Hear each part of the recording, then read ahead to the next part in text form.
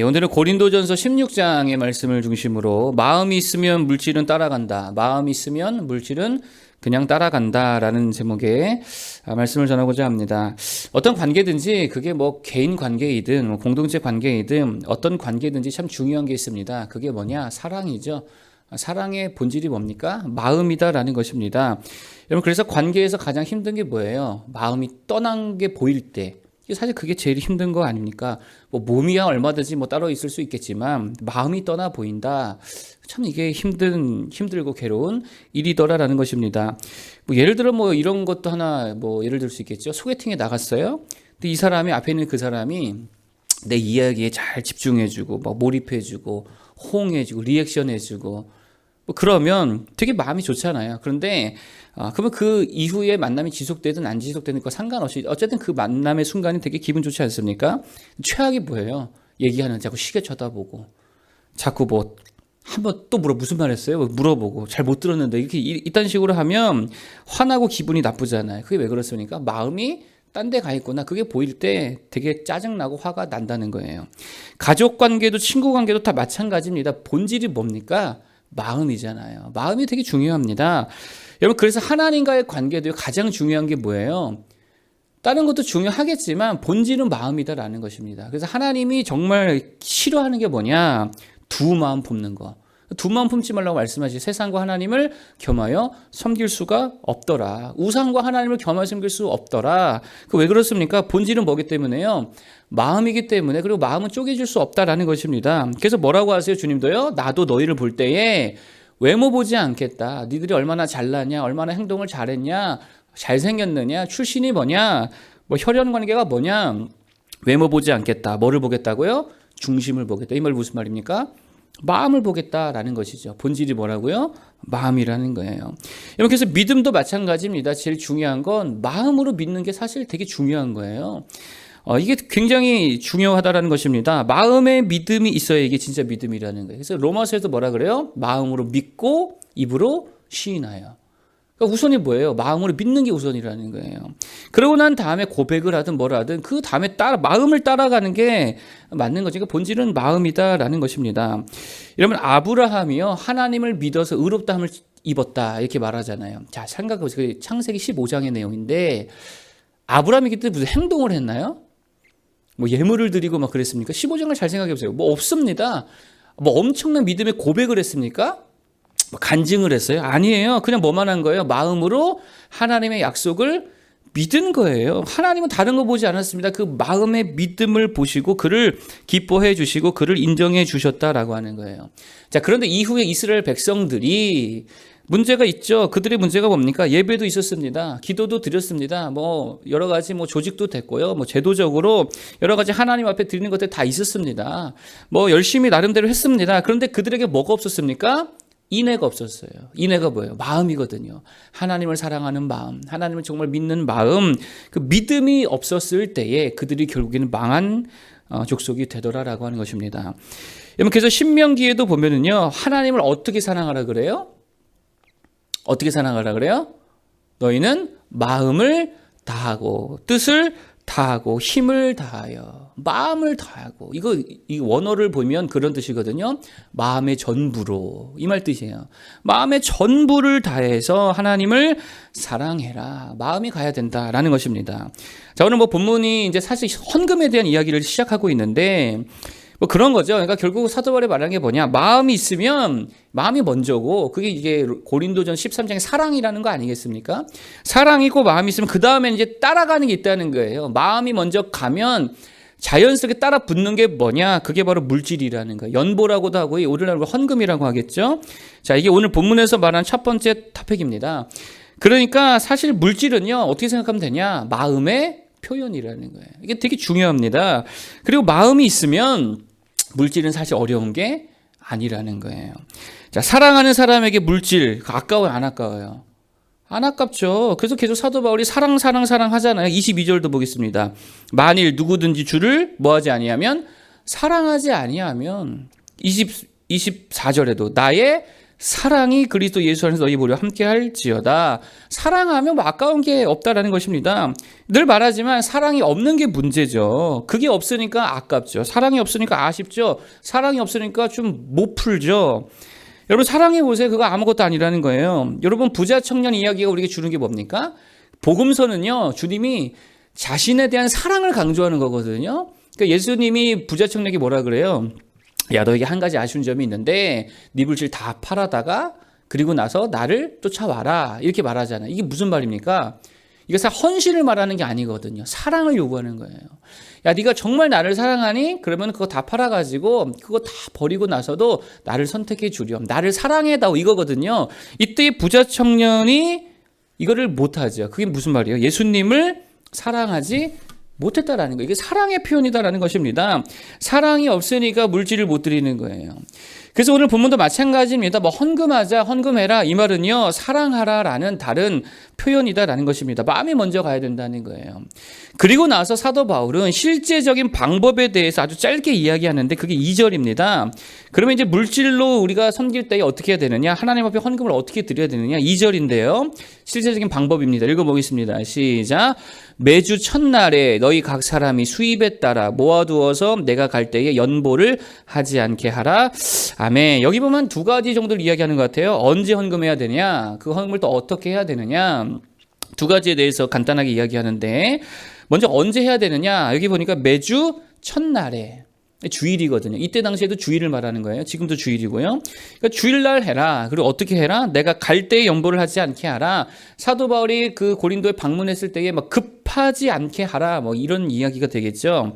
다시 말해서 주일날 해라 이 말은 정기적으로 해라 그 말 아니겠어요? 그리고 준비해서 해라 뭐 이런 말이겠죠. 여러분 정기적으로 한다는 게 무슨 말입니까? 오늘 3절에 보니까요 이렇게 표현합니다. 3절 보겠습니다. 시작. 내가 이를 때에 너희가 인정한 사람에게 편지를 주어 너희의 은혜를 예루살렘으로 가지고 가게 하리니. 자, 너희의 돈을 이렇게 말하지 않고, 너희의 물질을 이렇게 말하지 않고 너희의 은혜를. 헌금이 뭐라는 거예요? 은혜라는 거예요. 헌금을 은혜라고 표현합니다. 무슨 말입니까? 헌금을 한다는 건 하나님의 은혜에 대한 반응이라는 거예요. 하나님의 은혜에 대한 반응입니다. 그러므로 하나님의 은혜가 우리에게 매일 내리잖아요. 정기적으로 내리잖아요. 늘 주시잖아요. 그렇기 때문에 하나님 앞에 드리는 이 반응도 우리가 늘 해야 되고 정기적으로 해야 되고 매번 그렇게 하나님 앞에 해야 된다라는 뭐 그런 접근이다라는 것입니다. 그러니까 무슨 빚 갚듯이 몰아서 하고 뭐 이러지 말라는 거죠. 이거 바른 자세가 아니라는 거예요. 우리 교회 이름이 뭐예요? 예수 늘 교회. 늘 감사의 마음을 가지고 늘 주를 사랑하는 마음을 가지고 늘 믿는 마음으로 늘 소망하는 마음으로 주 앞에 모일 때마다 정기적으로 특별히 주일날 정기적으로 모였으니까 그때 하나님 앞에 드리는 게 맞다 이렇게 지금 이야기하는 거고요.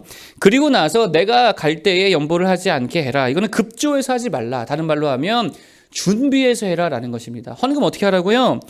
준비해서 하라는 거예요. 여기에는 실제적인 한 두 가지 정도 이유가 있다고 생각합니다. 먼저 준비되지 못한 예물은요 스스로 실족할 수 있다는 거예요.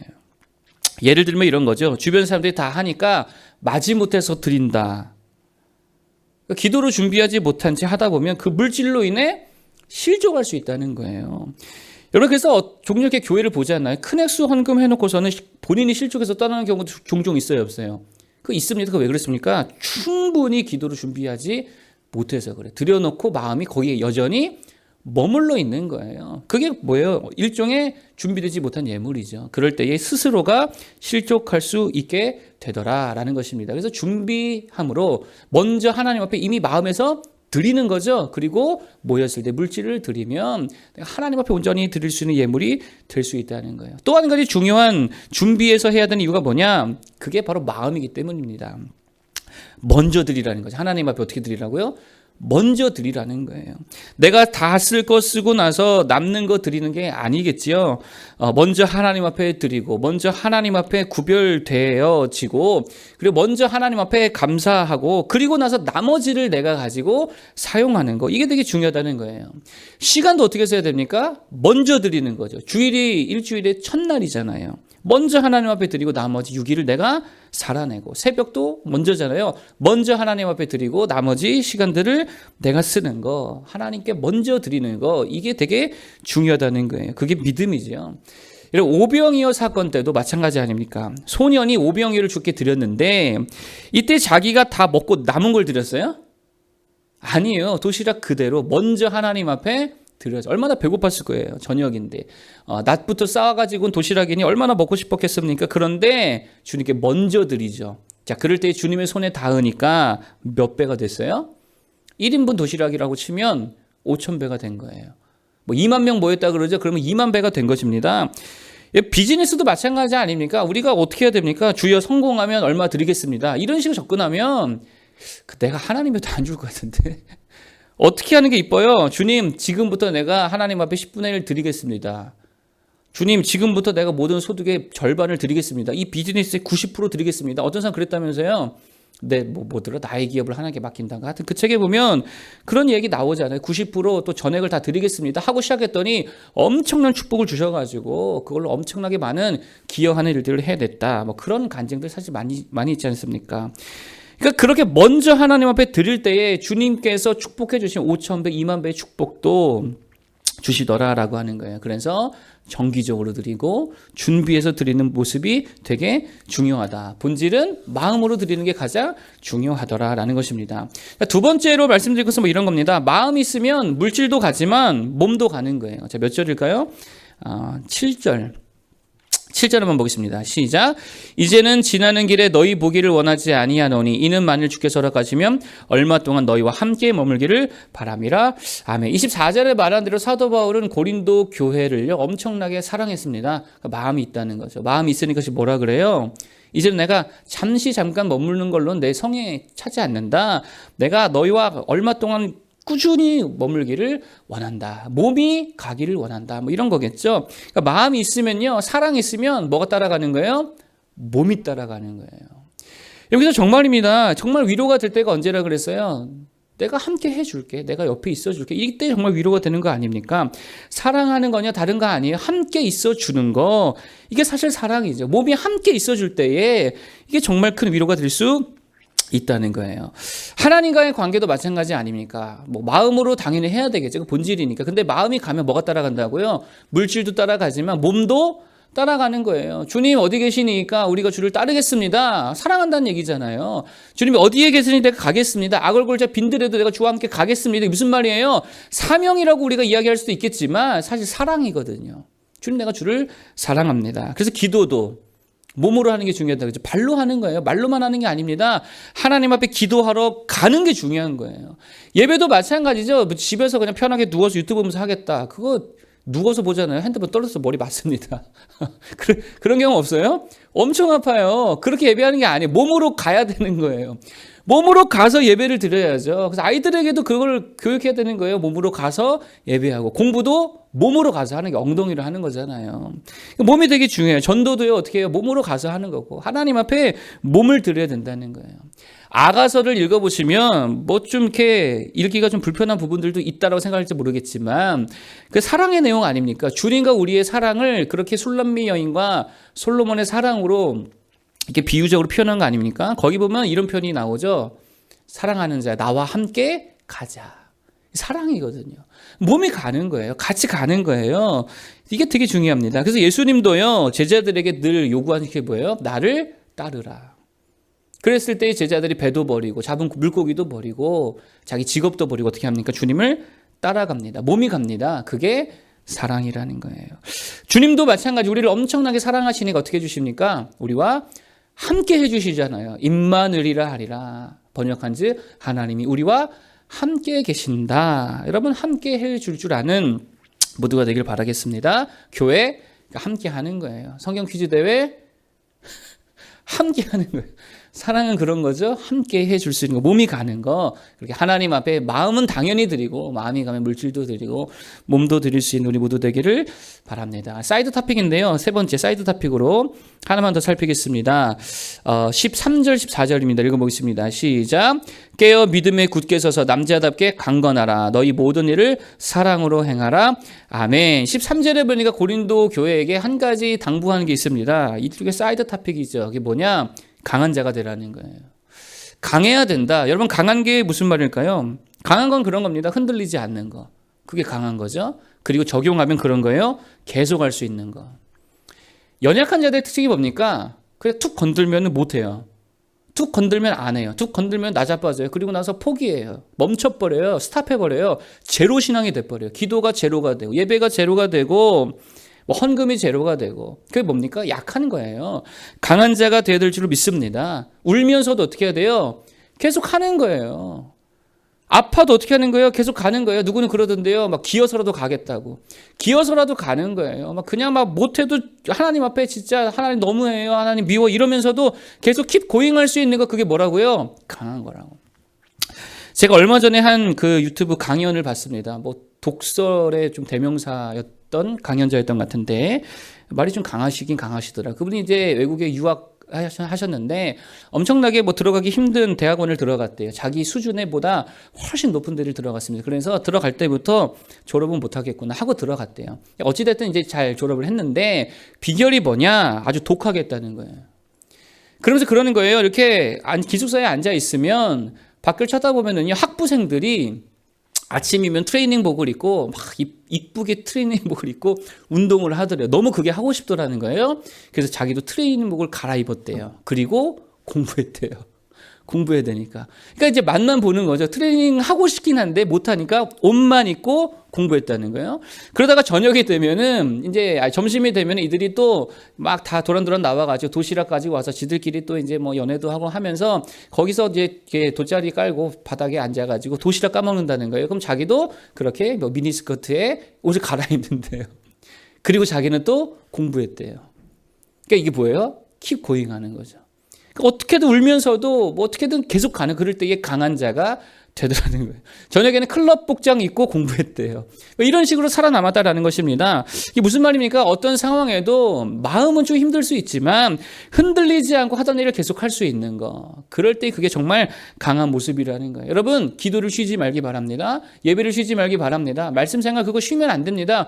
울면서라도 하는 거예요. 제가 중학교 때까지만 해도 엘리트였거든요. 학교에서. 제가 중학교 1학년 때 우리 담임선생님 찾아와서 네가 우리 반의 희망이다. 제가 늘 1등 했으니까 너가 조금만 더 전교 등수를 올려주면 좋겠다. 뭐 이럴 정도로 제가 사실은 엘리트였습니다. 제가 중학교 때 어떻게 공부했는지 아십니까? 공부하다가요 성에 안 차잖아요. 막 혼자 울어요. 그래서 우리 하진이 울 때 날 보는 것 같은데 혼자 막 웁니다. 막 징징 짭니다. 30분 한 울고 나서 막 때로는 화가 나니까 교과서를 막 다 찢어버려요. 막 화나서. 그리고 다시 테이프로 막 울면서 붙이고 밤새 가지고 공부하고 그렇게 했더니까 1등, 2등 뭐 하는 거죠. 고등학교 가서 그런 게 없어지니까 뭐 중간저밖에 안 되는 거고. 여러분 흔들리지 않고 계속할 수 있는 그 힘을 하나님 앞에 구하시기 바랍니다. 내 능력으로 안 되죠. 의지로도 안 됩니다. 우리의 의지는 연약합니다. 하나님 앞에 하나님 의지를 주옵소서. 하나님 계속할 수 있는 힘을 주옵소서. 하나님 흔들리지 않는 중심, 묵직한 이 중심을 허락하여 주셔서 오뚜기처럼 넘어져도 일어나고 그렇게 계속 주의 사명 감당하여서 정말 강한 자로 살아남아 승리의 면류관 취할 수 있는 모두가 되게 해달라고 오늘도 그렇게 기도하며 나갈 수 있는 모두가 되기를 바라겠습니다. 기도하겠습니다.